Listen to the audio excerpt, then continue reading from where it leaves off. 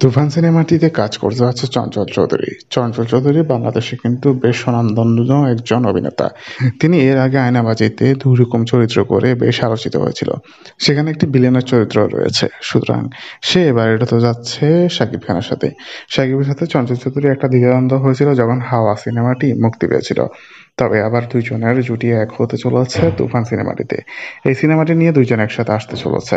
একজন ক্যামিও ভিলেনের চরিত্রে অভিনয় করতে দেখা যাবে চঞ্চল চৌধুরীকে। তবে মেইন চরিত্রে কে থাকছে সেটা তো সবাই নিশ্চিত। যিশু সেনগুপ্ত রয়েছে এর মেইন চরিত্রে এবং তিনিও এই সিনেমাটিতে ব্যাপকভাবে নিজের প্রভাব বিস্তার করবে। যিশু ইতিমধ্যেই তামিল ইন্ডাস্ট্রিতে বেশ নাম করেছে। একের পর এক সিনেমা দিয়ে নিজের নাম সেখানে বেশ ভালোভাবে ছড়িয়ে দিয়েছে। এবার নতুন করে বাংলা সিনেমাতে আবার সুযোগ এসেছে বাংলাদেশের ভাবে বেশ কিছু করার। তো আপনাদের ভিডিওটি নিয়ে আপনাদের মতামত জানিয়ে দিন আমার ভিডিওর কমেন্ট বক্সে। ধন্যবাদ।